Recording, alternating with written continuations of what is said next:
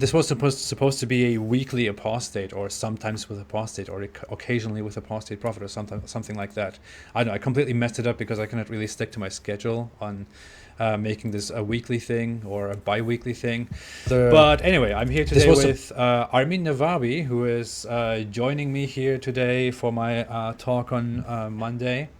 Hi, Armin. How are you doing? Hey, thank you for having me. I missed you. I miss you too. Everyone misses you. And happy Atheist Day. Oh, thank you. Today is Atheist Day. Happy Atheist Day to you. Do you want to explain what Atheist Day Yeah. is? Well, Atheist Day is a day to just remember that there's a lot of us out there, and also that to normalize atheism, to remember that there are a lot of atheists around the world that are feeling isolated, discriminated against, ostracized, and in many Islamic countries, tortured, killed, imprisoned, executed by the government, harassed, and basically just if you're an atheist that doesn't experience any of these things, then lucky you. Try to be open about the fact that you're atheist if you're that lucky, so that you could normalize it for the rest of the atheists around the world, so that this becomes something normal, not something that is demonized, not something that people look down upon. You don't even have to be an atheist to celebrate Atheist Day. You could be a Christian or a Muslim or a Jew or a Hindu that recognizes that it's not okay to mistreat atheists for their atheism. And on Atheist Day, you could use it as an excuse to say that you're not okay with that and that you condemn that. And even though you don't agree with atheists, you don't think it's okay to attack them or demonize them in any way. Thank you so much. You can use the hashtag, if you want to mention any of that, by the way, on social media, use the hashtag Atheist Day. Atheist Day. Hashtag Atheist Day. So what's important here is that there are people who may not be atheists. I think I have a big audience that is not just that doesn't just consist of atheists. I have a lot of people from different backgrounds, different religious beliefs, and all that. And those people might think, why would I support Atheist Day, or why would I support atheism? Why would I support this? Or they would say, isn't it very easy in the West to be an atheist today, and all that?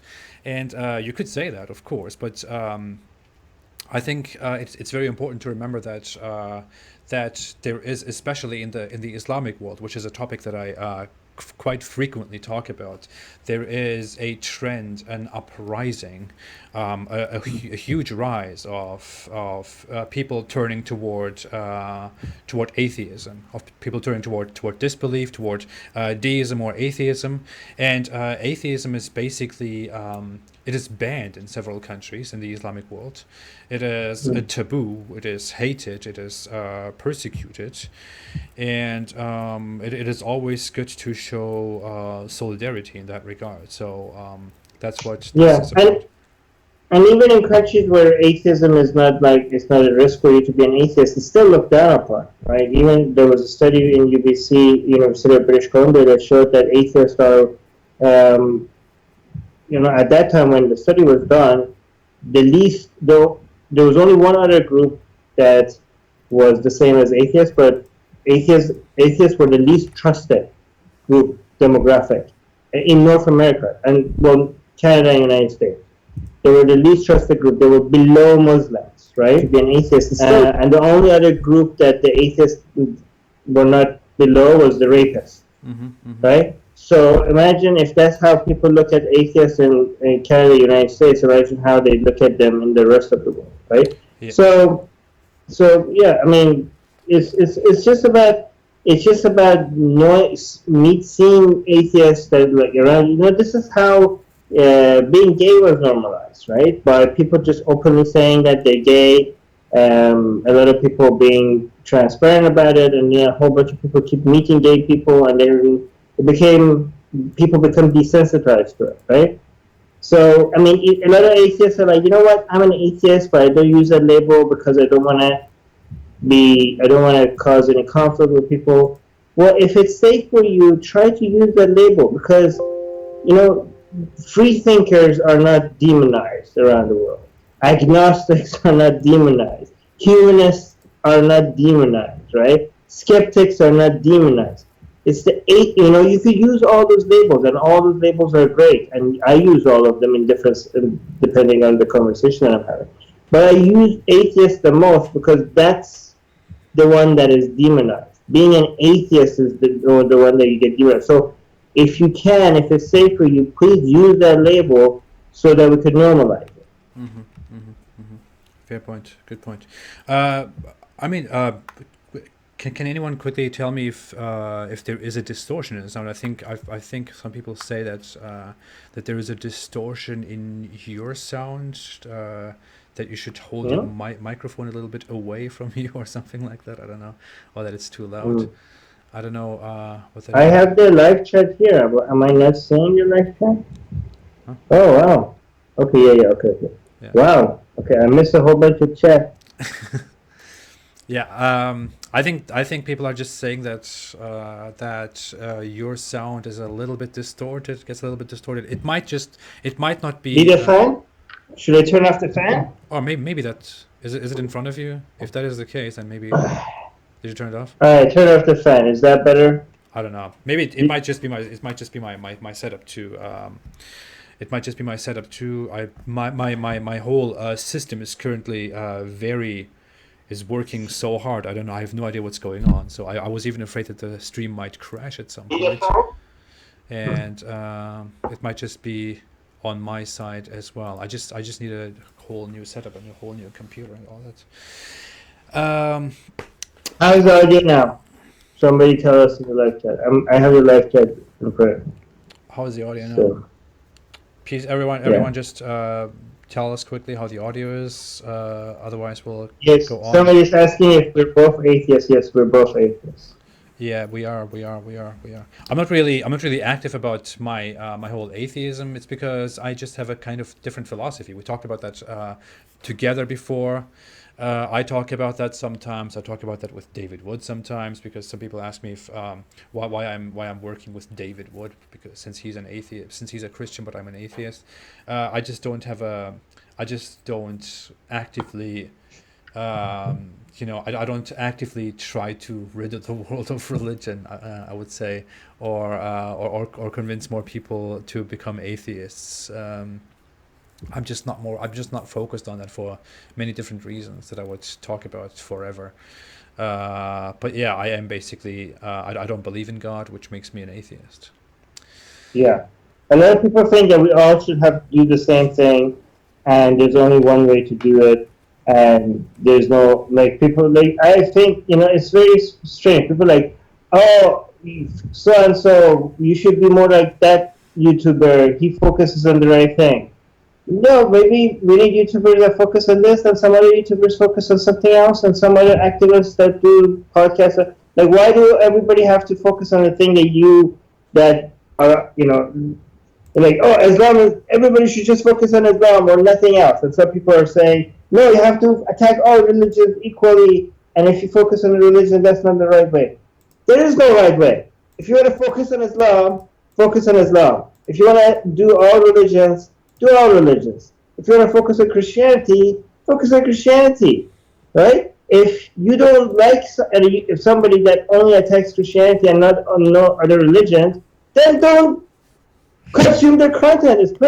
It's pretty easy. Just go to the YouTuber that focuses on the thing that you like that they focus on. If you like a YouTuber that only focuses on Islam, then Apostle Prophet is YouTuber for you, right? And not everybody has to do the same content. Yeah, absolutely. I'm just so pissed right now about the whole thing, about the whole. How do people are saying I don't have the audio setting. The audio setting is from your side. I know. I only have a mic. It's just you have a people are telling me you have a very crappy mic. That's the whole thing. What are you talking about? It's your setting. My videos are fine. It's your audio setting. I'm just messing with you, Armin. I'm just messing with you. It's probably my issue. It's probably me. What do I do? Let me see what I can do. I can't do anything. It's not my setting. You shouldn't overheat. I think. Can you reduce your hold on? Maybe I could do something on Skype. I'm taking your stream from Skype, so Okay, let me see if I could do something with Skype. Because audio microphone. So I could do reduce testing. Is that better, guys? that sounds better to me. Please, everyone, let me know if that sounds better to you. Just change it. The Skype setting. My mic is fine. I changed the Skype setting. Was it about automatically adjusting mic settings on Skype? I think that setting does something. Everyone, please let me know if that sounds better. If you're still here, people say it's better. Okay, one person said it's better. One person said it's better. Oh, Susanna is here. Susanna is great. Susanna saying you two are the best. Happy Atheist Day. Happy Atheist Day to you, Susanna. Awesome, fantastic.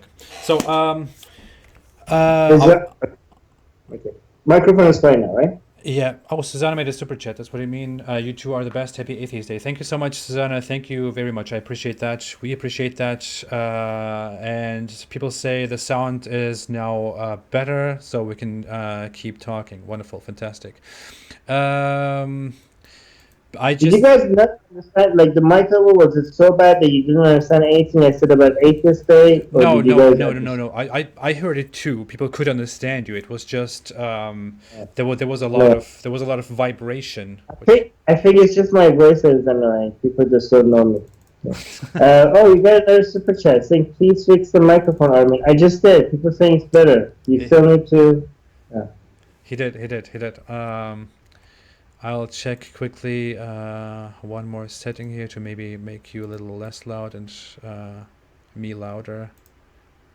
Maybe I just need to be louder here. Okay, let me know how that is, and I don't want to be stuck too much on technical issues. I will nevertheless follow what people are saying about the sound. Other than that, I'll go on. So. Raghav Sunil just became a prophet, and is now a member of the channel. Members of the channel are called prophets. So everyone who wants to join the channel and who wants to become a member becomes a prophet of the channel, becomes an actual prophet. That's how easy it is to become a prophet. That's even easier than Muhammad became a prophet. Wait, I can try something with my mic. Okay, hold on. One sec. Okay. While Armin is trying to fix that, I want to talk about the coronavirus, our favorite topic of the day.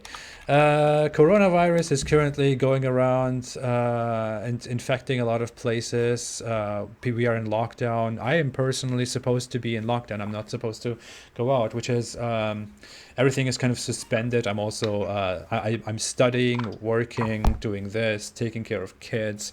So I have no idea how I'm going to get through this week in lockdown. You're interrupting me, Armin. That's very rude. Is that better though? Is it better, everybody? Does it sound better? Yeah. Maybe it is. Let people know. People, let us know. Yeah. I have no idea what is going on. Anyways, I'll look at the comments. You can look at the comments too to see if it's working or not, if everything is fine or not. Okay. The coronavirus is going around. It has been increasing around the world. Not very much in China, but very much across the Western world. It is now also arriving in some Muslim countries and increasing there too. Asia has it kind of surprisingly under control. I saw some people or some opinions on the internet and on the media say that it's that the fact that Western societies are such open societies might have contributed to the outbreak of the coronavirus, to the rapid spread of the coronavirus in the West. It's something that I've come across, which I thought is a fair point. But then, what are we going to do with that information? What do you think about that, Armin? I want to talk about the coronavirus in Iran, because that will be very relevant to your channel, because Okay. now you can see how the religion influences the coronavirus, Okay. right? Yep. There's a lot to talk about. Go ahead. Yeah, so I don't know if you know, but Iran is one of the worst hit countries. Yeah. It kept on switching between third and fourth, and it was at some point second worst country, but it's really, really bad in Iran. And the main city that was hit hard in Iran with the coronavirus was the center of all things Islamic in Iran, right? Do you know about the Qom, Yeah. the city of Qom? So the city of Qom is kind of like the Vatican of Shia Islam. There are a few cities in Shia Islam that are very important. You have Karbala, you have Najaf. These are holy cities, but Qom is the center of education, and where all the mullahs go get to educated. All the main scholars or the main Shia leaders have been educated in Qom, and Qom's religious authority is really, really high in Shia Islam. And there's some conflict between Qom and other cities, but Qom is the main authority. So imagine that. Imagine this main city, the most religious city in Iran, being the number one place hit with the coronavirus. Now, here's the thing. There's two cities in Iran with the highest shrines and religious gatherings, and that's Qom and Mashhad. And these are places where, and this is something that Sunnis hate about Shias, the fact that they kiss the shrines, right? Mm-hmm. So the Sunnis think that Shias don't worship Allah, they worship dead people, they worship the Ahlul Bayt, right? And Can you elaborate their what idol Ahlul worship, Bayt is quickly? the family of the Prophet, the closest family of the Prophet, right? So they, in Islam, you're supposed to have Tawheed. The most important thing in Islam is Tawheed, which is the oneness of God and worshiping God and nothing other than Allah, right? And Sunnis claim that Shias are mushrik, basically have gone against that the very essence of Islam, which is not worshiping anything other than Allah. Because Shias, they sometimes pray to their imams, right? Like you can see Shias saying, like, instead of saying, "Oh God, please do this to me," they sometimes say, "Oh Imam Ali, please do this for me," or "Hussein, do this for me," or they pray to their dead religious holy figures, right? Sunnis never do that. And you can see in Shias, they go to the shrines, they kiss the shrines, they pray towards them, they kiss them.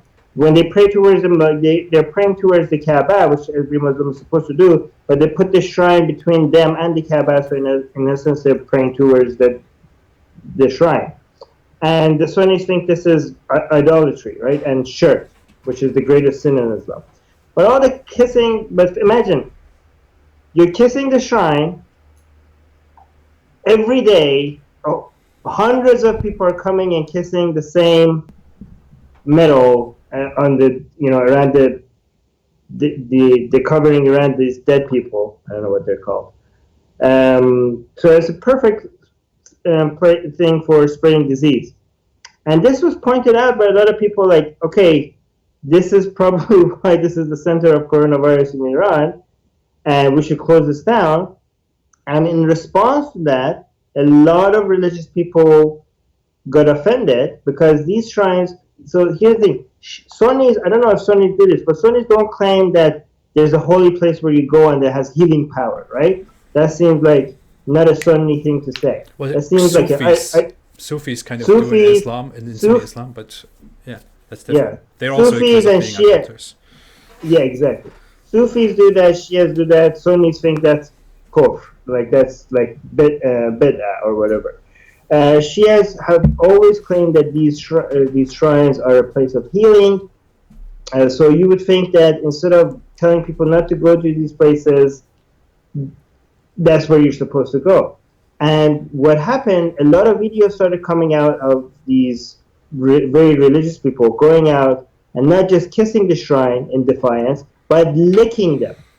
Licking the, like, look, give me your, they were like challenging this, like, oh, give me your corona, give me your corona. And everybody was going and licking the shrines, and there was this video of this dad, like, he was licking the shrine, he was making his son lick the shrine, like, look, our faith, they're saying they're trying to break our iman, they're trying to, iman means faith, and or they're trying to break our religion, this is a conspiracy, this virus is an American, or it's either an Israeli Zionist invention or an American invention, and it's all fake, and they're not going to be able to take our religion away from us. So the people were challenging it, and for a while the government didn't respond to that, because, again, remember, these are very, very religious people, okay? This is supposed to be the government's base support, right?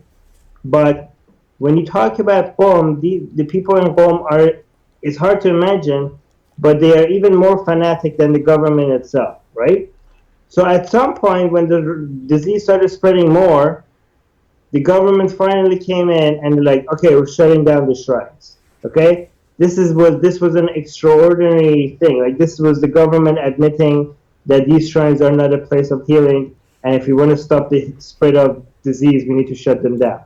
And in response, a lot of these very fanatic Shia people started coming out in protest, trying to break the barriers to the shrines, right, to go in, and they were protesting against the government. Okay? And this was bizarre to a lot of people, because usually when you see protests in Iran, it's mostly the anti-religious or the more liberal type against the government. But these protests were the uber-religious people against the government, right? So, and the difference was when the people, the liberal people were protesting, and you usually see a lot of police come and they start shooting them. But these religious people, the government doesn't dare come and stop them, right? Because they're supposed to be the government's base, right? Man, I can't believe it. Like, I was looking at these protests around some of these shrines, and some of these Shia mullah-looking people, they were speaking, and the people in the crowds, one of them started shouting, "Curse Khamenei!" And I was like, what the hell's going on? Like, these are the religious people, and you would, I never imagined that seeing that among the religious protesters, somebody saying Lanat bar Khamenei, which is curse Khamenei, for closing the shrine. Like, they started cursing Tehran, because Tehran is the capital, and this is Qom, and your Mashhad or Qom. They started cursing Tehran. One person at least started cursing Khamenei. And so what the narrative that the government is trying to come up with is that these are UK influenced Shia, because there is a fight between, okay, so among 12 Shia Muslims, right, you have different groups, right? You have the Iraqi-based ones, which are kind of friends with the Vilayat Faqih 12 Shia Islam based in Tehran. Sometimes they ally with them based on political needs, sometimes they're competing with them, but, you know, they work with each other. But then you have the Shirazi 12 Shia Islam. So the ones that are in charge of Iran and run Shia Islam in Tehran, their ideology, you could see them as Khomeinism, right? They believe in the concept of Vilayat Faqih, right? But the 12 Shia Islams that are the main competition to them as like their enemy, they're the Shirazi-based Imams, and a lot of them are in the UK, right? And there's this conspiracy theory that they're backed by the UK government, and I don't think they're backed by the government, because I think a lot of people in Iran don't understand that there's freedom of speech in the UK, so people are like, oh, why is the UK allowing them to operate and have TV channels? Well, because they do that with everybody, right? So, but the conspiracy theory is that they're UK backed, and they're challenging the Shia leaders in Iran, right? So now, every time in Iran there's a dissent among religious Shia Muslims, they get the accusation of like, oh, you're what with your Ingilisi you're one of those English imams, right? English. Or the U, which means like UK backed, one of those Shiraz imams. And you could see when I was watching the videos of these protesters, a lot of them were like, "No, we're not with them. We were with the revolution from the beginning. That's false accusation." We're like, like a lot of them start talking about their credentials. Like I was at the Islamic Revolution. I was loyal to Khamenei. Some people like, "Oh, I fought in this war and that war." Like, "Oh, I'm the family of martyrs," blah blah blah. So they keep on trying to say like, "No, we're not with the Shirazi Imam." But that's the easy way to dismiss them. So because it's really hard to admit that, wow, we now have dissent even among the Shias against the religious people against the government, right? That looks really bad for the Iranian government. So this coronavirus situation in Iran is bringing out some dissent among ranks that we did not expect, and it looks really bad. So they have to come up with an explanation for it, and that's the explanation that they're coming with. Another way that so coronavirus started in Qom in Iran, and if you track it, the doctors tracked it. It came from Qom to everywhere else in Iran. Uh-huh. So it is potentially true. I don't know how true this is, but it is possible that Shia Islam is the main reason why Iran got infected so much by the coronavirus, right? And if you look, Iran is also responsible for infecting a whole bunch of other countries, right? So it really astronomically increased the spread of it, so based on the measures that they didn't take, and based on the people challenging the coronavirus by licking the shrines. Look at the videos they're discussing. Another thing that happened because of religious reasons in Iran is that a lot of people started coming and saying that the remedy for the coronavirus, they started bringing up Islamic medicine, right? Oh yeah. Islamic medicine to cure the coronavirus, and some of them were hilarious. There's a lot of examples of that, but a lot of people started believing them and following them, and doctors who came out against them in Iran were being accused of being anti-Islamic. Because there was a lot of hadiths that suggest like, look, this is Islamic hadiths. Are you saying these hadiths are wrong? Like, and the doctor's like, yeah. This is not medicine. This is wrong. So now they were being accused of not respecting the religious authority for their expertise. I saw there was a video. I saw this thing earlier this morning when I woke up. I see how the religious authorities, the religious figures in Iran, among the people, are kind of taking matters into their own hands and acting like they know what they're doing about this disease. Like they were on the street spraying vehicles, spraying cars, and telling people what to do and stuff like that. And I thought, what the hell, man? And I'm looking at the numbers, and it's steadily still spreading and increasing, and the death count is rising. So they're obviously not doing the right thing, but they don't realize it. There's one video that is going viral of this mullah with the whole costume and everything. He came to the corona section of the hospital, the current quarantine section. Like, first of all, I saw that. Yeah. How did he get in? Like, this is supposed to be quarantine with no medical equipment or anything, just his own religious clothing. And he had this thing that he was in his hand, this liquid. I don't know what he had in his hand. And he was saying that this is from the Prophet. I don't understand how he got it from the Prophet Muhammad. And he went from one corona patient, and he put it on his lips, I don't know, nose or something, and he said some religious stuff. And he kept on saying this is from the Prophet. And then he went to the next person, and he put it on them, and he was going to everybody, and he was like, "You're spreading the virus." Yeah. Like, he had no gloves, nothing. And he was touching their nose, and they're like, "Oh, this is from the Prophet." And then he went out with all the thing on his hand. It's as if, like, if you didn't know, if this guy was not an idiot, you think he's like trying to spread the virus. He was like, "I'll take the virus from you, I give it to you, I'll take it from you, and I give it to you." It was so bad. And this video is going viral. And now recently, so these people, like, a lot of times you listen to these, and the expectation is like, okay, a lot of these religious leaders are morons, right? Uh-huh. But the very, very high up people there, usually are a lot, based on my experience and things that I have seen, they're not that stupid, okay? It's just the religious, like, B grade religious leaders are that stupid. But just, I don't know, it was yesterday, I think, or 2 days ago. I think it was just yesterday. The highest authority in land, okay, in Iran. Like, this was shocking. And I know this is not shocking for the people in the audience, because a lot of people in the audience, your audience and my audience, they're like, oh, religious leader, obviously crazy. They're gonna say wacko things, right? So for them, it's not shocking. But for me, this was shocking because this was a level of crazy that I didn't expect from that high level official. Okay, so I know it's you guys don't get shocked by this, but based on my experience, this was shocking. Okay, based on a lot of people's experience in Iran, this was shocking.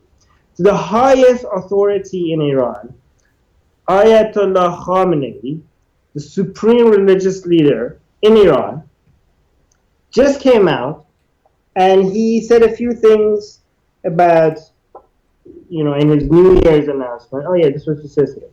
So this was Iranian New Year, which was everything was canceled. This is supposed to be a time that everybody goes traveling and goes sees family and stuff, but everything in Iran has gone to. I can't swear on your channel. Your audience doesn't like swearing. But so he came out and said that, first of all, Iran doesn't have just human enemies. Iran also has demonic enemies, right? So that was not a good start. But then he went on to say that,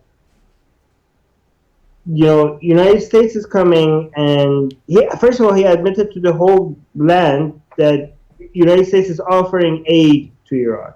Uh-huh. And then he said, like, why would we accept aid from a country that has potentially created the coronavirus? So that level of conspiracy theory, I'm used to that level of conspiracy theory, right? But I'm not used to it being said from the supreme leader. He is sanctioning such level of nonsense that I've never seen from him before. He was saying that United States potentially created the coronavirus, and he also suggested that some experts are saying the coronavirus was designed to target Iranians genetically. Like, the reason why Iran is being hurt more than other countries is because the coronavirus was genetically modified in a way to hurt Iranians. So he thinks the whole world right now is potentially suffering from the coronavirus because Iran was the target. Like, think about how important you think your country is, that the whole world's economy has to suffer because Americans wanted to target Iran with this virus. So that's the level of nonsense we're dealing with. And this is not from a random mullah talking at this random mosque. And it's not just a leader. We're talking about the supreme religious leader. We're talking about the highest authority in all of Iran coming up with conspiracy theories that even children don't believe. Like, yeah, I wish I could put it on the screen, but I cannot put it on the screen right now because it will just be too hard on my computer for some reason right now. I don't know. But Khamenei basically said on his Twitter account too, on this Twitter account that's where his tweets are, he said the U.S. government has declared a few times that they are ready to help Iran with medicines to fight the corona outbreak. That's strange. Firstly, based on the words of your own officials, you face shortages in the U.S., so use what you have for your own patients. Second, you are accused of having created the coronavirus. I don't know how true it is, but when there's such an allegation, can a wise man trust you? You could be giving medicines that spread the virus or cause it to remain among us. Experience shows you can't be trusted, and you do such things. And then he goes on with how how God took a pledge from all the prophets, and how the Prophet Muhammad had a lot of enemies, which means that we as Iran and as Muslims also have enemies, and one of the greatest enemies is America, and all that Yeah. stuff. So he's basically it is the leader, the highest, the supreme leader of Iran, talking to the media and tweeting on a Twitter account this huge stupid conspiracy theory that America actually created the coronavirus, and that America is also actively trying to infect more people in Iran and kill more people in Iran with the coronavirus. It's one level of stupidity to say that the United States created the virus. It's another level of stupidity to say the United States created the virus specifically to target Iran. Think about That's another level of completely ridiculous. I mean, it is currently affecting the entire world. It is shaking the West. The West is. I mean, if you are talking about how America is your enemy and the West is your enemy, and then you look at coronavirus statistics and numbers right now, you see that the coronavirus is currently shaking the West and forcing everybody to take extreme measurements, to go into lockdown and all that stuff. So how does it in any way make sense to say that it was their making, and when they are currently suffering from it the most? It's ridiculous. And how stupid you are that you're announcing. Okay, so you're announcing to your base that, by the way, if you guys didn't hear, like, you're doing United States promotion for them. United States offered to help us, right? So a lot of people that listen to him speak are anti-American and they don't hear about these things. But you now let them know that, United States offered to help Iran, even though they consider you enemy, right? And but we're not going to accept that because, I think I like this because I think half of his base are less stupid than that, right? Yeah. So I think he might actually make a whole bunch of people that support him and be like, wait, what? Right? So I think it's. People in Iran are getting so sick and tired of religious mumbo jumbo, right? Like, more and more people are coming out, and like, as the level of people so openly talking against Islam in Iran is getting more and more. Like, people are making fun of Khamenei's announcement, speech on their social media. Like, when I was back in Iran more than a decade ago, you will never be able to say the things that people are saying now. I mean, it's still very risky. You can still get killed, but still, like, people are so sick, and it's not just like political. The people are sick of religion. People are sick of religion. There was this guy that his son died during the protests, right? His son was shot in the head during the protest because it was one of the people that were protesting against the government, right? And his father is like coming out and speaking against the government, and the government is gonna keep threatening him. And he constantly said, like, what are you guys are gonna threaten me with? You guys took my son. I don't care anymore. Like, you could do whatever you want. Oh, he's cute. Who's that? That's my dog, Blaze. Oh, he's najis. He's najis, by the way. Yeah, it's dirty according to Islam. I'm not supposed to touch him and to interact with him like this. Well, you can touch him, but you have to wash your hand before you pray. It depends. You have to wash your. Yeah. It depends on what school of Islamic thought you belong to. And some of them you can touch him, but you have to wash yourself after that. And some you're not even supposed to touch him. I'm not supposed to have him here in a room with me, anyways. That's like, I'm preventing all the angels from coming into this room right now. They're all scared of the dog. Angels are scared of dogs. Really? Yeah, the angels don't want to get into rooms where there are dogs. Look at this. I didn't know that one. I thought angels are afraid of naked people. That's why. Yeah, that's why some Muslims don't. That's why some Muslims have sex with clothes on. Isn't that true? Yeah, there is a thing that you should. There is a scholarly view where you should. If you have sex, you should keep your clothes on. You shouldn't take your things off, your underwear completely off, or because if you're completely naked, then angels will not be in the room while you're having sex. Yeah. And if the angels are not in the room, then Satan will be able to come in the room. And then you're going to have a baby while Satan was in the room. So that's why you shouldn't completely take your Exactly, clothes off. exactly. And you're also supposed to say a few words, that you're doing the sex in the name of Allah. If you don't do these things, and if angels are not there to protect you, then Satan comes, and Satan might have an influence on your baby. That's how it goes. Since you only have sex in order to make a baby, that's what you are supposed to. I wonder how many Muslims know these things. They don't know any of this. Not many. I mean, the religious ones, they know it. The religious ones know it, but regular ones aren't usually aware of that whole stuff. By the way, I follow a lot of Islamic content, like YouTube channels and stuff. I've noticed there's a there's a bigger push these days to dismiss the Hadith. And they're coming because I think they have realized that there's no winning this game.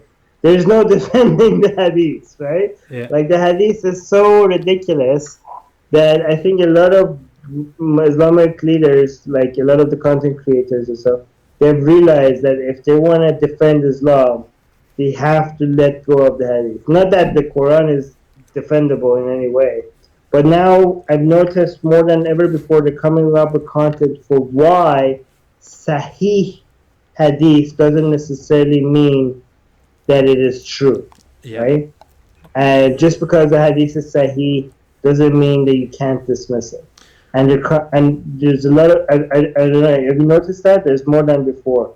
Yeah, there is a thing. There is a trend among especially online people, especially people who kind of who as individuals go online in order to kind of seek Islam and defend Islam on social media, who say stuff like, well, you cannot trust every hadith, you cannot trust hadith, and even among some professional Muslim apologists, some apologists who go online and even on YouTube channels want to defend Islam, they take, as you said, they take Sahih Hadith. For example, there is a Hadith which is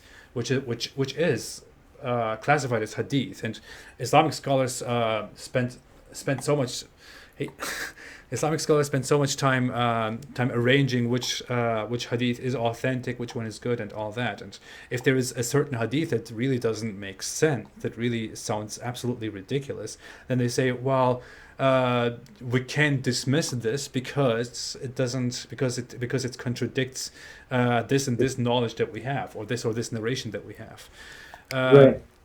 What's funny is actually there is something about the coronavirus, which is not about the coronavirus, but there's something about infections which has been going around. I don't really want to. I thought of making a video about it, but I also kind of think I don't really want to make videos about diseases right now because it kind of feels like I'm taking advantage of the situation.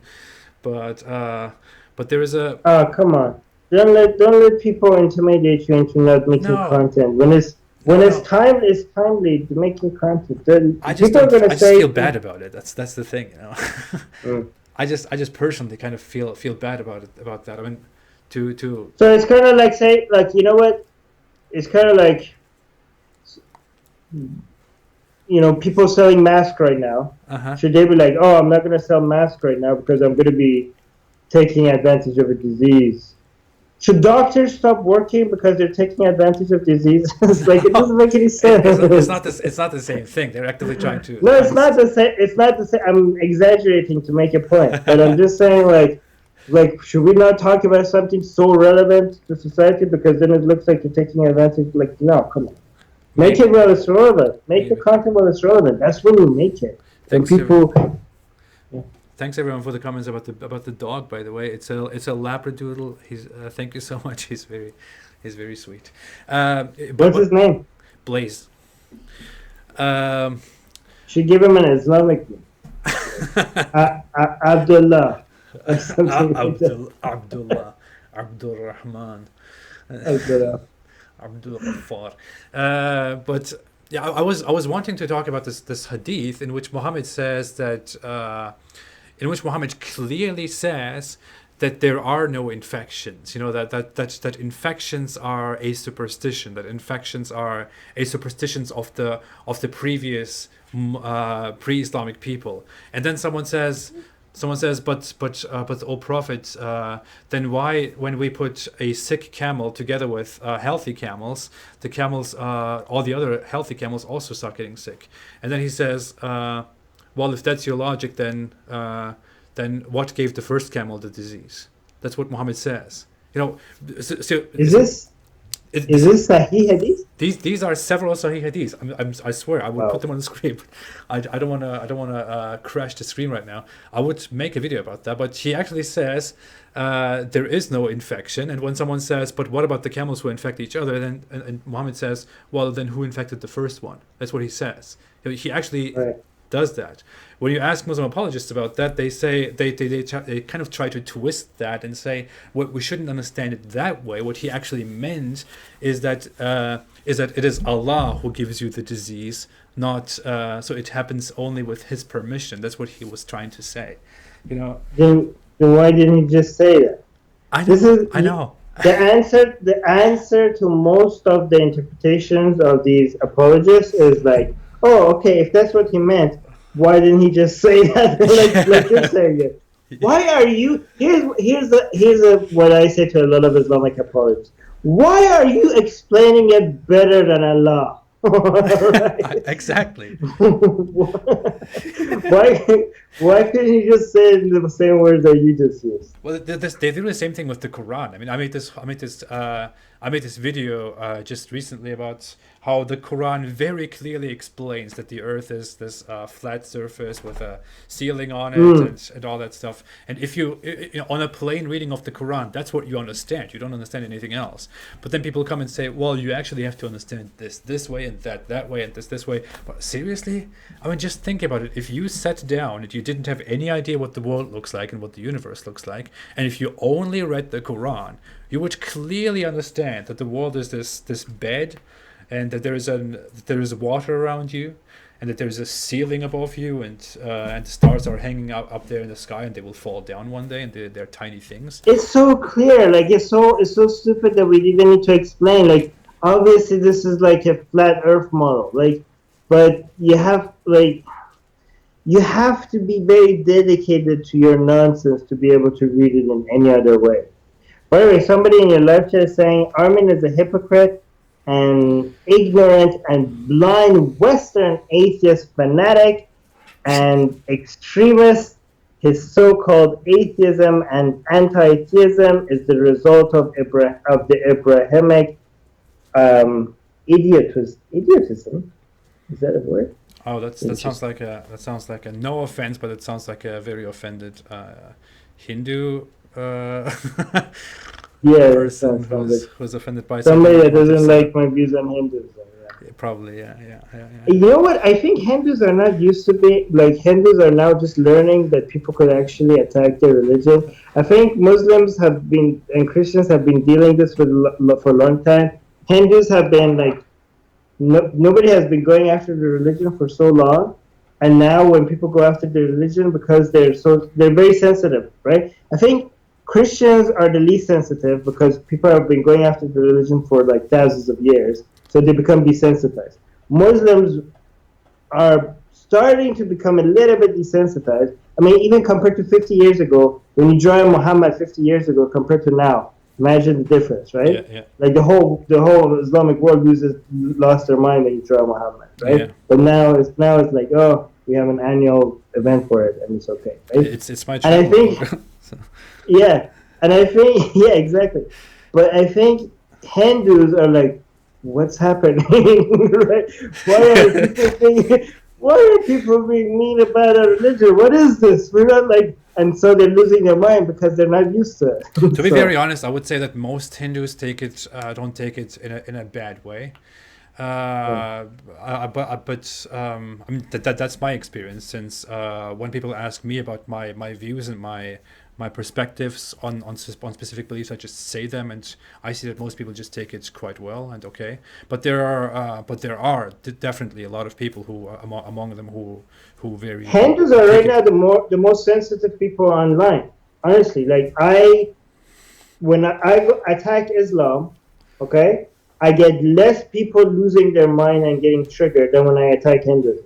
When I go after Hinduism, people just like they are so sensitive, man. They're not used to it. And it's funny because they get triggered while claiming that they're not sensitive and they're not being triggered. They get triggered, like they come as after. They're like, and the main lines are like, well, at least we're not gonna behead you, and we're not gonna blow you up. We're like, oh wow, thank you so much. I am so grateful for letting me live, for not killing me when I insult your religion. How very nice of, like, well, if your standard is Islam, everything looks great, right? Like, what an achievement to be better than Islam, right? You basically take the crappiest of all ideologies, and you're congratulating yourself for being better than that. Like, what do you want? For medal for being better than the worst of the worst? Yeah. I want to reply to some super chats. By the way, we have talked a lot about Iran and the flat Earth. By the way, there is another hadith. While I'm opening my super chats to see the past super chats that I want to mention, there is another hadith about the whole diseases. By the way, Muslims, many Muslims go around right now saying, "Oh, our holy prophet told us the solution to diseases. He said, if there is a plague, then stay where you are and don't go to different lands and that stuff." And that sounds sounds nice, but. First off, people were aware of how to treat plagues before Muhammad. But secondly, Muhammad isn't actually saying that. There is a hadith in which Muhammad actually says that a plague is something that is a punishment from Allah upon a certain people. And but it is a punishment, but it is also a blessing. That's what he says. He says, so if there is a plague outbreak where you live, if there is a plague where you live, then don't flee and stay there and pray to Allah, because when you die, then you will be a martyr. That's what he says. And the Islamic teaching about it is that a plague is a punishment, not a natural occurrence, which means that if there is one, then you should just pray to Allah and trust in Allah, because Allah will eventually decide if you die from the plague or if you survive the plague, because it comes from Allah, not from diseases. But it's so weird, because you would expect for so much text, like Hadith is so much. I think a lot of people don't understand how much bigger the Hadith is compared to the Quran. Like, there's a lot there. Yeah. I always think like it's a bigger miracle to produce that much text with no good advice. Yeah. Right? So sometimes I'm shocked because even if it's just all random nonsense, you would expect to find some good advice here and there sometimes. But they have, it seems like they have managed to actually pull off a miracle, because it's very hard to find good advice in Hadith. Have you come up with any good advice in the Hadith? Not really. Very hard. But it's like, it cannot be no good advice in the Hadith, like, because that's a lot of text. Yeah. Come on, like, after all these years of studying the Hadith, have you not come across any good advice in there, in Islamic Hadith? I mean, the Quran, I could name you one good advice. The Quran, taking care of orphans, I think that's good. Like, I'll give you that. Yeah. Well, there's probably some good in the Quran, some good in the Hadith. Definitely. What good is in the Hadith? Can you think of anything? I can't think of anything. That you shouldn't beat your wives too hard, and then sleep with them afterwards. That is not good. That is still sanctioning. That is still telling you, basically indirectly telling you that you can beat your wife. That you shouldn't beat your wife like you beat your slave, and then go and sleep with them. Like, that's That's not good advice, because that's basically saying slavery is okay and wife beating is okay. I don't know. Is there any pure good advice in the Hadith? Any, like, people in the live chat, help us out here. I might have some bias. I don't remember one. Yeah. But which one? I don't remember one. I might have some bias, but I don't remember one. But it's also because I'm worried that because if we really can't find something, then maybe we're being too biased. Because I want to find a good. Let's find some. we just don't honestly good at remember it. Muhammad was kind of Yeah. a dummy. It was kind of hard to find something good that he actually said, but he was also quite a Yeah. wicked person. But he definitely said some good things, but we probably didn't focus on it because obviously people just do that. Well, okay, so you're saying, okay, so this opens a new conversation. You're saying he was obviously a wicked person. Was he really? Maybe he did. What do you think about these theories that he didn't even exist? What do you think about that? I think it's very unlikely that he didn't exist. Okay, if that's true, why is it that for hundreds of years after his alleged death, it seemed like everybody forgot that he even existed? There is no record of Muhammad until the Abbasid dynasty. Nobody mentioned, there's no, and people are like, oh, well, because they didn't write things down. No, they did. The Umayyads wrote a whole bunch of stuff. And it seems like for more than 100 years, people just forgot that Muhammad even existed. But the thing is, it is directly in the Quran. The Quran, the first copy of the Quran that we have is like just from a few decades after Muhammad. Yeah, it is, but there's no Quran that dates that old that mentions Muhammad. Every single Quran that has Muhammad in it there's no scripture of Quran that old with Muhammad in it. I'm pretty sure that we have a Quran from then, which has the Surah Muhammad and also with Muhammad mentioned in it. No, I'm pretty sure. Double check that. And actually here's another interesting. They have found Qurans that were carbon dated even after that, even with the error, even if you add to error, it predates Muhammad's birth. They have found Qurans that predates Muhammad's birth. Okay, even if you add the margin of error and everything. Mm-hmm. Well, right? it might be. I heard about that. It might be that there is a miscalculation about. I mean, it might be that information about when he was actually alive, when he was born, when he died. Why is it that when the Arabs invaded like Jerusalem and something everywhere else, when their invasions were recorded, nobody referred to them as Muslims. They were all referred to as Arabs. Nobody mentioned that they're Muslims. Why is it that they? I'm remembering something where we have a record of when Omar was the caliph, that there was actually an interaction with a Byzantine ruler, who. Yeah, but they were not mentioned. They were not introduced as Muslims. Okay, but the thing is, in the interaction, in the correspondence, I think the Byzantine authority, I don't remember who it was, accuses Omar of he said they're talking about Muhammad, the prophet, and I believe that he accuses them of inventing Muhammad or inventing the Quran, and that such a person never existed. But I don't know what the letter that you mentioned was that. I know for a fact that there is no record of Muhammad written. Do you know when is the oldest, first record of Muhammad written down somewhere? Is in Dome of the Rock. Okay? So, before that, there is nothing older than that with Muhammad's name on it. There's nothing older than that, and that was made in the Abbasid dynasty. Okay? So the Umayyads, they had coins. They had never mentioned anything about Muhammad in their coins.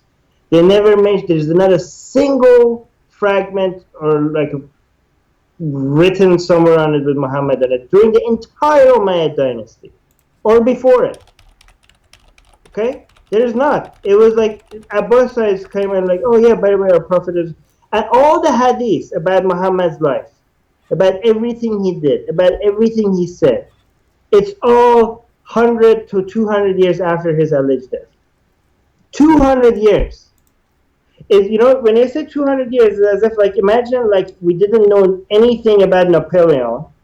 Wait, I would say it must be 100 because he was mentioned. 150. He was mentioned in the biographies. And 150 to 200. Ibn Ishaq was like 100 years or Mm. 150 years after Muhammad. Okay, but so there's two biographers that one of them says that he got his biography from the other one, right? So we have Ibn Ishaq, and what was the other guy that copied that? The actual text from that guy was later. You know what I mean? I understand what you mean. When was this written?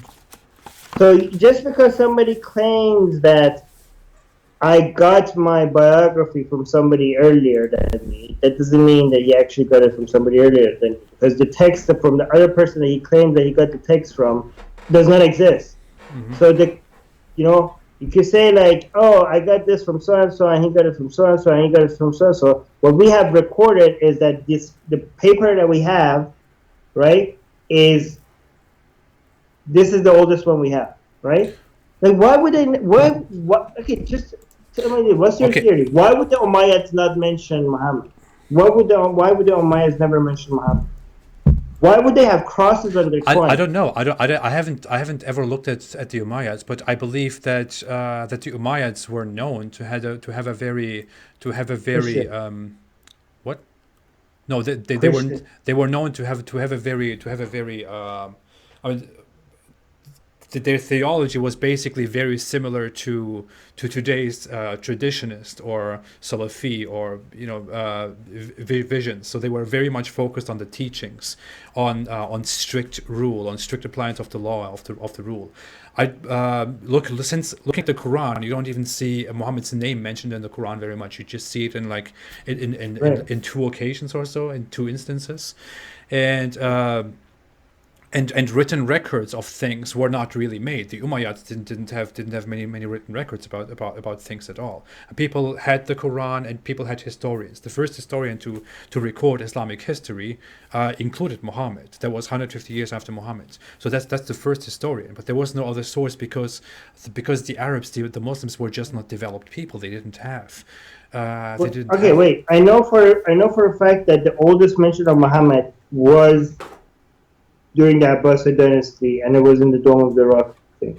There's nothing older than that. So you have an entire dynasty that comes and goes and doesn't mention Muhammad. That's a fact. They have so many different coins. They keep putting faces of people on, like names of people on it, crosses on their coins. Okay, so but the theory is, and I don't know if this is true, but this is all very weird. Okay. The theory is that for a long time we always assumed that Islam came first, and because of Islam we had an Arab empire. Right? Now that theory is the other way around. We had an Arab empire who invented Islam many years after they became an empire, to justify them being an empire. You know what I mean? It was a branding thing. They were semi-Christian to begin with. They weren't Muslim.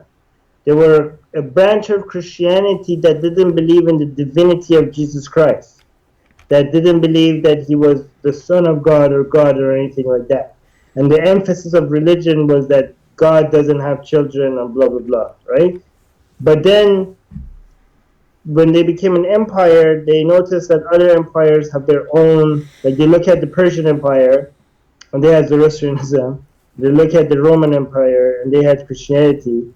And to separate themselves, to give themselves the unique branding, the Abbasids invented Islam. The Abbasids invented Muhammad as their prophet, as a way to stand there, as a branding. And the reason why they created his story in the middle of nowhere, which was Mecca. Like they saying all these Mecca stories never happened in Mecca. They put the stories in the middle of nowhere because it was nowhere, nobody could go check. It's like the desert was like a plain sheet that you could just write anything on it, right? Like if you look at all the maps before the Abbasid dynasty, there is no Mecca. This was supposed to be a very important trading route. All the trading maps didn't have Mecca on it. There's like the city does not exist. People, believe that is basically because that is mostly because Islam simply exaggerated the role of Mecca in order to make it relevant to the world, because it was important to Muhammad, and the Quran praises the city, but it wasn't important to the world at all. I think that's a very simple explanation to but that. it's not just that. They've been digging in Mecca, and there's not even a single. There's nothing there to show that there was any trading going on there. Not like little trading. Because And there's then nothing there. It's like a small tribe's place, and the people who came there trading were like a few other tribes. Islam but exaggerates that there trade would very be much. something. There were no the trees that are mentioned in the Hadith. Even if they died later, their roots would have been there. Their roots are not there. Like after they brought archaeologists to look for evidence for the city of Mecca, and they could find nothing. Saudi Arabia started cementing that entire place so that nobody looks anymore. It's crazy, man. I don't know. Like, just it seems like a conspiracy theory. So I'm hoping. I don't want to like say that this is the case, but there's some. If this is not the case, there's some weird stuff going on. Like, why would the Umayyads completely forget who their prophet is? Why would they completely ignore that? Okay, Why would they completely? you've obviously looked into this topic very much. I would like to actually. I didn't actually really. I looked at it several times. I thought it was fairly established, historically established, that Muhammad did exist. Although, one thing also I see, by the way, right now, that he's mentioned in one non-Muslim source, which is assumed to be from 636 A.D. in the fragment of the Arab conquests. Muhammad is briefly mentioned, but There were mentions of an Arab ruler, not mentioned by name as Muhammad. The earliest one is in the Abbasid period. okay. One thing that I would certainly take into consideration is that Hadith literature is actually fairly reliable historical literature in a way. Much of the Hadith actually can be historically seen, accepted as historically accurate in a way, because that's what Hadith literature relies on. If you cannot trust the Hadith, when they say certain things about what Muhammad said and what Muhammad did, especially multiple, reproduced, verified Hadith, then you cannot trust much of the sources that we historically use for the Roman Empire, for example. No, Hadith is the most unreliable source of history that there is. I would contest that. In fact, not only is unreliable, it's been proven to show that they were mostly political. I think Hadith are more reliable than the Quran. No, none of them are reliable. They're all like, if you actually look at the history of like the Abbasid dynasty, a lot of the hadith just appeared exactly when the Khalifas, like when the authorities needed Muhammad to say something specific. Like, I agree. It was, yeah. He talks about Turks, for example. He says you will fight the Turks, and they are these and this and this people. That's not historical. Chain of narration is like the most unreliable way. Like, oh, I heard this. Like, this is the method. Okay, I heard this guy say to this guy, to this guy, to this guy, this, and I've never met this person, but I'm going to come up with a rating for how trustworthy this guy is. Like, what the hell is this? Like, we have proven that this is the game of Chinese whisperers. We know that this doesn't work. We know that historians themselves see this as the most oral traditions are the most unreliable way of transferring. This is why we look at the written records rather than what people said somebody else say. I mean, if you want to go, if that's our level of trust, then Bigfoot is definitely real. Like, no. What I mean is not that what the Hadith say, that their wording is exactly accurate, that they are completely accurate and reliable when they say Muhammad said this. They are probably not. They're probably highly unreliable in that, and they're probably very unreliable when they talk about how people observed that the moon was split in two in the sky, for example, and stuff like that. When they talk about things that happened, like supernatural things that happened, or observing nature, or quoting exact words, they're probably highly completely unreliable, which makes a lot of sense. That's what we would historically assume. We would say it is reported that Muhammad said this and this and this, but we don't actually know that. We just think that he said something similar to that. But what I think is reliable is that when they say Muhammad went here and said this, we know that he most likely said something about those specific words, but we don't know whether what the hadith he said are exactly accurate and reliable. How do you know it's reliable even that he went somewhere? There's no evidence for any of this. Because it is traced back to several different people who report about the same thing. It is traced back by the same people that made up the entire thing. Like, here's how easy this is, okay? Let me just show you how easy this is, okay? I don't have to show you that multiple people said something, okay? I could just be like, I'm going to just be like, you know what? I saw so-and-so go from this city to this city. All right, what's your evidence? Okay, I have 4 chain of narrations. Where is your proof of chain of narrations? I'm just telling you. I have 4 chains of narrations. There's 4... I have this narration of this group of people and this group of people and this group of people, and they match. Oh, okay, show me the record that they match. No, you just have to, I'm just telling you that there's 4, okay? Just because there's multiple of them, that doesn't mean that it makes it more reliable, because it's just one person saying that there's multiple narrations. You know what I mean? Like the hadith collector is just telling you that there's multiple chains of narration, okay? So if for example, like in Christianity, we have this, right? You're like, oh, 500 people saw Jesus go to, like, ascend to heaven or something like that. Or like, okay, but how many people are saying that 500 people saw it? Like, oh, one person is saying that 500 people saw it. So that doesn't make it 500 different people. That makes it one person. That's different. Right? That's different. I would say with the hadith, you have this, for example. You have Sahih Bukhari, you have Sahih Muslim, you have Ibn Majah, or you have Tirmidhi, and you have these different authors, the authors of these different collections. And even among them, even the author of Sahih Bukhari, for example, says, I have talked to Jack. Let's use English names for better understanding. I've talked to Jack.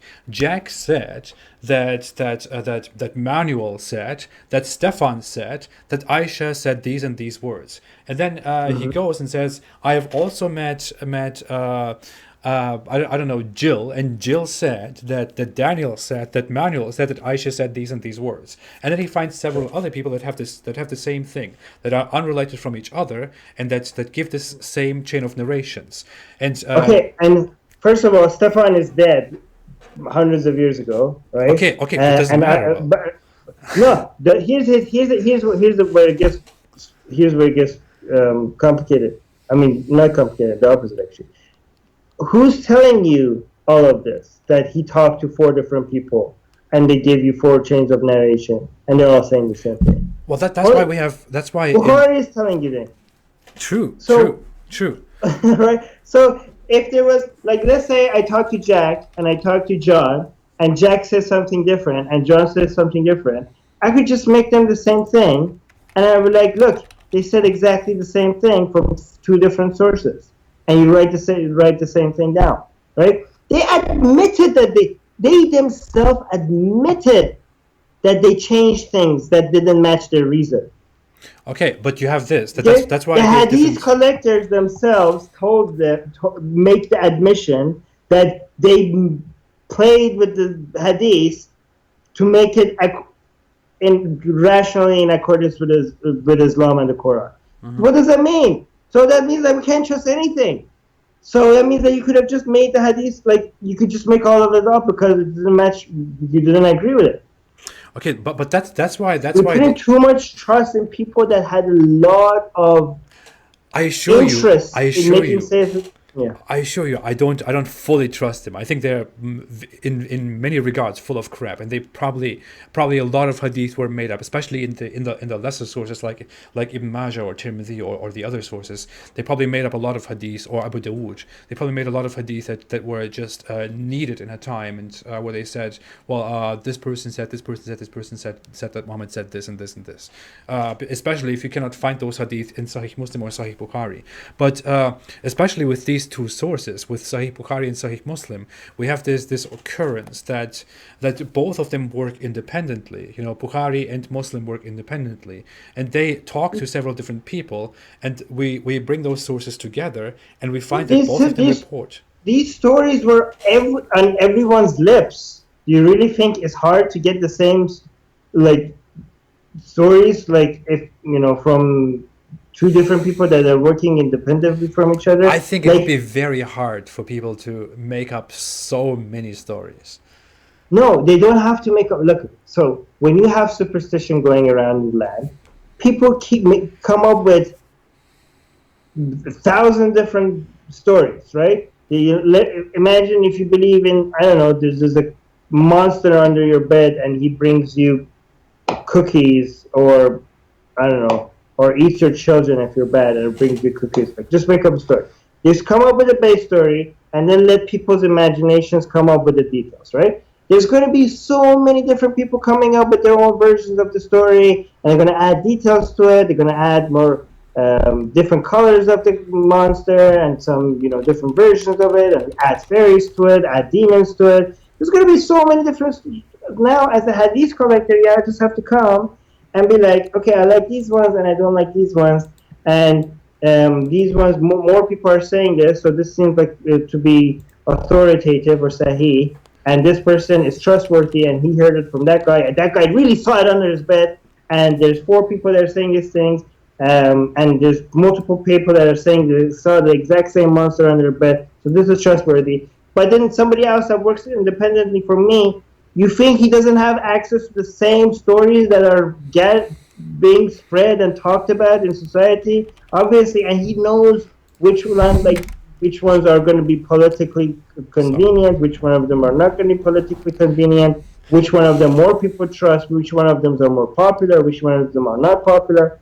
Obviously, I think so. I agree with you. I mean, a lot of people will probably make up a lot of things according to their beliefs. But take one example, a hadith that I like very much, which goes into the direction of something like Muhammad went out one day and he saw a woman outside, and he immediately felt troubled by the sight of the woman. Then he quickly ran home and had sex with one of his wives, Zainab, who was currently busy.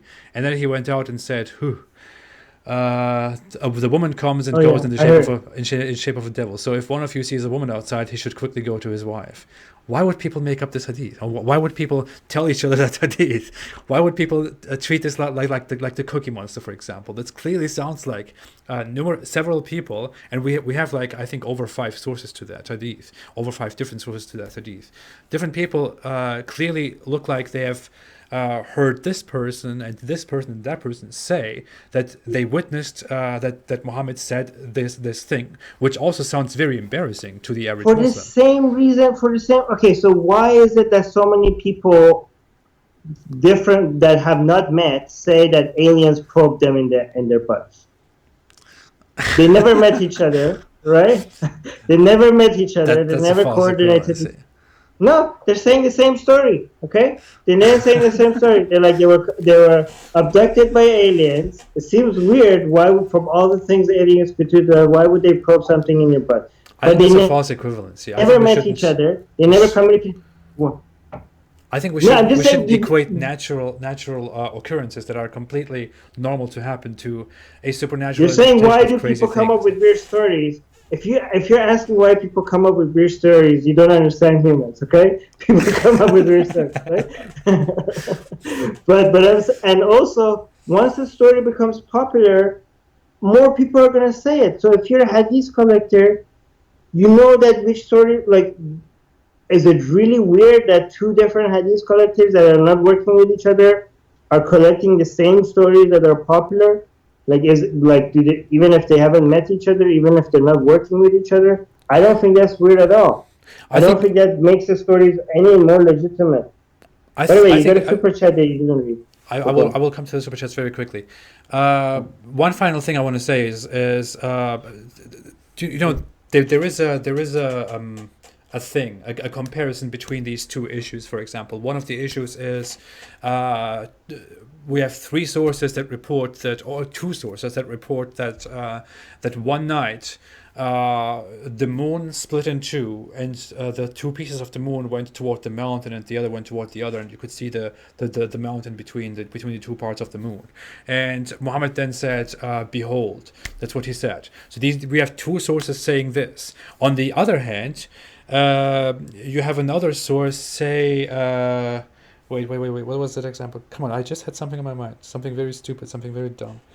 Oh yeah, you have one example of how Muhammad said, of how someone came to the Prophet and said, "Oh, Holy Prophet, when is Judgment Day going to come?" And Muhammad looked at them and turned toward a child who wasn't there present and said, "If this boy will not age very much, and the day of judgment will come." That's what he said. These hadiths were reported like 2 centuries after Muhammad's death, which means the boy that Muhammad pointed at was long dead. And if you read the hadith, you clearly see that Muhammad points at a child and says, "This guy will not grow very old, and Judgment Day will come." Muhammad has been proven completely wrong by this hadith. This is an embarrassingly wrong hadith. It's completely wrong. On the other hand, you have the moon splitting, which reports about an unnatural, supernatural event, which is supposed to reinforce people's beliefs and make them believe in something great that happened, which a miracle that happened in Muhammad's time. You could now look at this and say, well, two people talk about the moon splitting in the sky. That's not something that happens, and we can probably dismiss that as complete bullshit. It doesn't make any sense. Right. It's a supernatural story that probably doesn't make any sense. But why would these other people, these 4 people, come and say Muhammad said that day to these and these people that this boy will not grow old and the Judgment Day will come?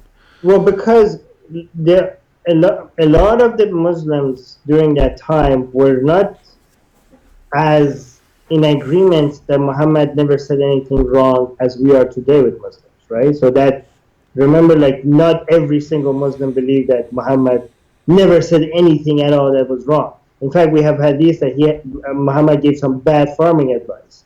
And he even told the farmer, "Why did you listen to me? I don't know how to farm."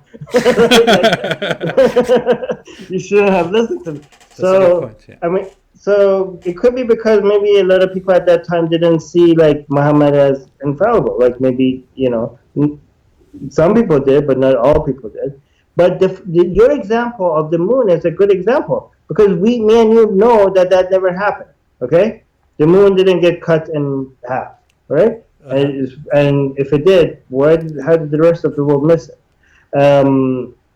So the fact, but we have multiple chain of narrations of people saying that they saw that, right? So here we have multiple chain of narration of people saying that they saw that, and we know it didn't happen. So this shows how unreliable multiple chain of narration is. Yeah, right? Yeah. So that's a good point. That's a good point. But we can talk about that. Oral tradition is the most unreliable source. Written is the best one we have, and the written ones are like 150, 200 years after Muhammad's death. I mean, this is what Ali Rizvi says. It's like as if, imagine if we had no written records about Napoleon, right? Is that how you say it? Napoleon. Napoleon, right. Now, in Persian, we say Napoleon. Napoleon. Okay, Napoleon. Napoleon, if we had no written record of him until today, and people started writing about him today, imagine how accurate would that be? Imagine that. Imagine we had no idea who he was, what he said, and people today, based on oral tradition, after his death until now, because how many years ago was that? Like 200 years ago or something, right? Mm-hmm. Based on the stories that was spread about him from then till now, with no written record, if we start writing about him today, how goddamn unreliable. That would be so different from whatever that man was, right? Yeah, yeah. Dude, if you just give people 2 days with no written record, stories change in 2 days. In what have you played Chinese? You have seen Chinese Whisperers, right? Yeah, yeah, Right. yeah. So imagine giving 200 years to stories like that, not just like one Chinese Whisperers game, right? Even today, with all social medias and cameras and reporters everywhere and people recording everything and writing down and investigative journalism, what you see a story happen, and then once the report comes out, you see like it's a complete. Like even now, you see stories change within weeks, and it's all over the place, and people are having so many different versions of the same story, even though we have audio recording and video recording and stuff, right? Mm-hmm. So imagine if you only had oral tradition for 200 years and people starting to write it down after 200 years. Imagine how unreliable that is. It's not reliable. And Muslims keep saying that this is the most reliable. It's more reliable than scholarly, the highest standards of Western scholars. It's not. It's actually the lowest standard. Oral traditions is the most unreliable way to figure out how history works. Okay. Thank you for that. But look into that. I would be very okay. If anybody should make content on this, it would be you. Okay, I would be. I will. You would be my number. Like, by the way, when it comes, I should tell your audience. Every time I want to refresh my mind on something, I know that you have a video on it. So I'll just search for it I search for apostate, prophet, and the topic, and I'll look for a video. So I know. So it's not just the videos that you make; it's just like the whole, all the catalog of all the previous videos that you have. It just serves like a library. So this would be a very good addition if you look into it, because it's something I'm very interested in, and I don't know what the answer is. Like I'm not saying Muhammad did not exist. I'm saying I don't know, and I'm saying that the people that say he exists do not yet have enough for their case. Maybe he existed, but I don't think there's real solid evidence that he existed. So you looking into it would be very interesting. Thank you. And also the Qibla. I will do that. I was planning on making a video about the historicity of Muhammad long ago. I kind of gave that up because I thought it was irrelevant, but it's not. I should look into that. I'll make a video about the whole Hadith situation. I need to study that much longer. I think that needs some very genuine readings. But you know why this could actually convince a lot of, if there is no evidence for Muhammad's existence, I think this could impact a lot of Muslims more than, there's no evidence for this and this, because Muslims love conspiracies and stuff, right? Yeah. So you might actually be able to attract a lot of Muslims if you could show them, because this will capture a lot of people's attention, a lot of Muslims' attention, right? By the way, have you looked into whether the Qibla, you know what I'm talking about? The Qibla directions being towards Mecca, towards Petra instead of Mecca? I believe that the whole Petra story is not really not a good point, but I will hopefully talk about that sometime. I think there's definitely talk about how it was towards Jerusalem first, but Petra is kind of a very unlikely story. I'll look into that. I mean, I don't have much time. I'm supposed to be home in like 20 minutes because okay, go. We are in lockdown. I need to take care of the children. I cannot work. Can I do a shout out to my channel for people to come out? I'll quickly read the super chats. I'll come back to you, give you a final word. No worries about that at all. I appreciate your time completely too, and it was a great chat. I'll come back to you. I'll quickly go through the super chats here. I don't want to miss them ever. Susanna made a super chat. Said you two are the best. Happy Atheist Day. Thank you so much, Susanna. Nicholas Paulson. I'm glad Susanna is here because most of your audience doesn't like me. So thank you, Susanna, for the support. Everybody, Go on. I don't want to tell anyone what to do, but Armin is quite a nice guy and quite a good guy. So I really like talking to him. Nicholas Paulson made a super chat, said, please fix the microphone, Armin. That was earlier, but that's solved. Raghav Sunil became a member of the channel. Avinash Acharya became a member of the channel. Thank you so much and welcome, guys. I'll interact further with you in other chats. I really don't have very much time left right now. Leela Krishna made a super chat and said, is it okay to translate your videos to Indian languages? Please feel free to do so. You don't need to credit me. You should pay me. It would be good if you credit me, of course. It would be good if you link the channel. But if you want to do that, I will never be able to do that. If you want to do that, please go ahead and do that. And thank you for the super chat. Did you want to say something, Armin? Oh yeah, I know a lot of the people here wouldn't like Atheist Republic because Atheist Republic attacks, goes after all religions. But if any of you are into that, you could also check out Atheist Republic. But most of the people in your audience want to focus on Islam, Yeah. and I like that about your channel because there should be a channel that focuses on Islam. I don't get people that tell you why you're focusing on Islam. I mean, I think you're the main channel that is focusing on Islam, and I want you to focus on Islam because we need your channel to do that. Yeah. I mean, I don't even care anymore. I just say, hey, I don't want to explain why I just focus on Islam. I just do and deal with it, Yeah. So for the few minority people here that don't hate me for going after all religions, you can check out Atheist Republic YouTube channel. By the way, every time I come here, I do get a boost on Atheist Republic. So thank you for having. Yeah. Okay, wait. I'll come back to you, Armin. I need to go through the super chats. I'm not done. I'm sorry. There's more super chats? Yeah, there's more. Okay. Stojkovic made a super chat and said, hello AP, what's your opinion on Islamic fatalism when your sense of reality is Allah running the whole show? Non-existent concept of freedom of choice, therefore no responsibility for anything. It's a critical, complicated topic, but it's a very dominant idea in Islam that the world is basically just unimportant, that Allah is everything, that we shouldn't focus too much on progress, not focus too much on life and all that stuff. It is a very dominant thing in Islam, and Muslims often frequently tell themselves stuff like, just remember that we will die soon, and that one way we will die. I hope we will just die on the right path. It's a very depressing attitude. I will make more stuff about that in the future. But thank you for your super chat. Solitary Emmy made a super sticker and made a high five. Thank you so much. I appreciate that. Judy Deutsch made a super chat, didn't add any comments. Thank you. Judy Deutsch made another super chat and said, goodbye, Muhammad. The Syro-Aramäische Lesart Quran. Oh, that's in German. Die Syro-Aramäische Lesart Quran. Yeah. Okay. Whatever that was supposed to be, I don't know. But thank you so much, Judy Deutsch. I appreciate the super chat. And Playster made another super chat and said, my first YouTube donation ever. Excellent conversation, guys. Thank you. Thank you so much, Playster. I appreciate that very much. That was all the super chats. Go ahead, Armin.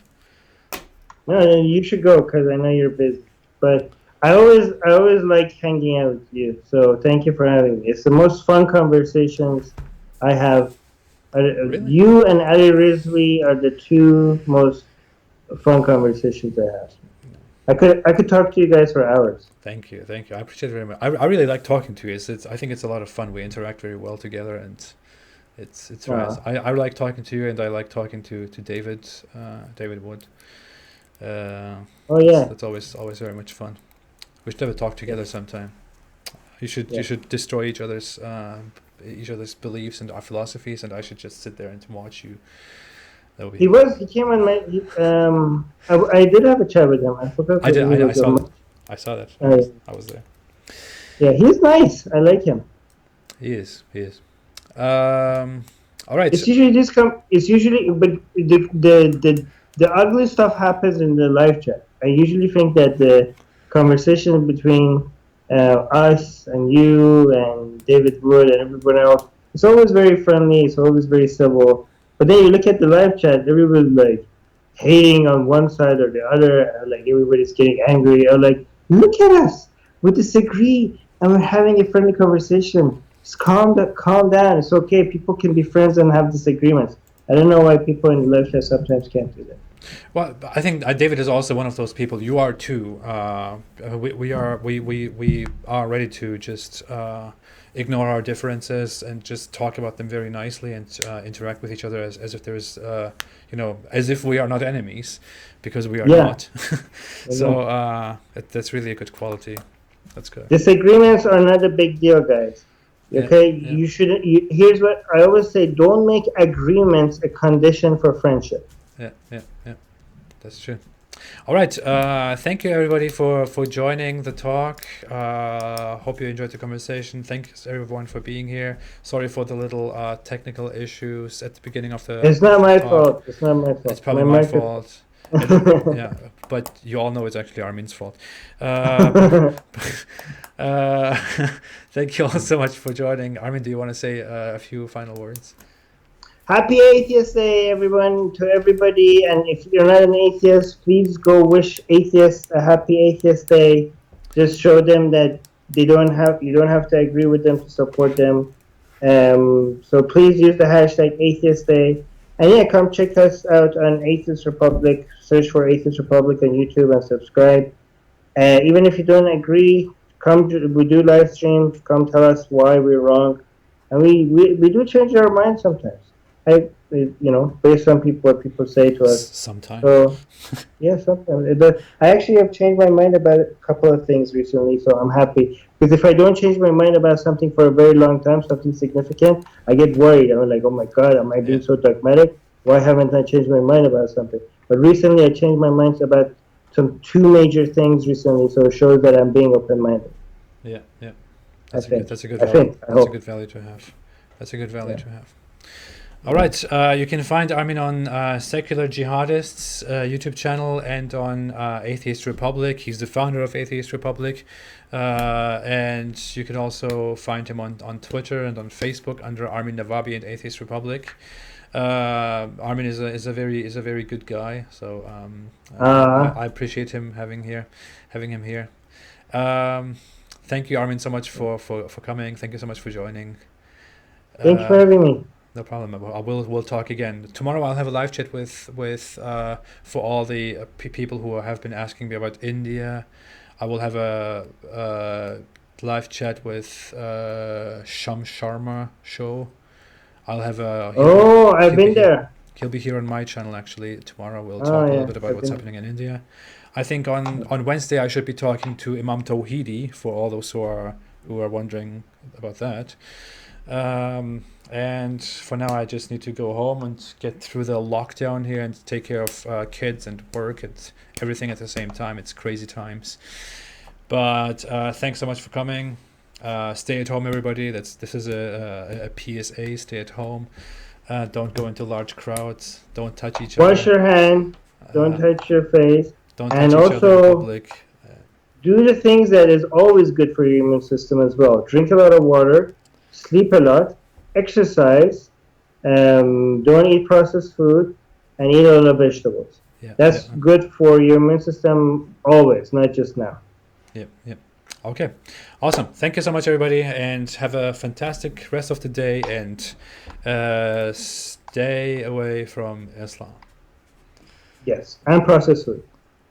And what? Okay. See you, everybody. Peace.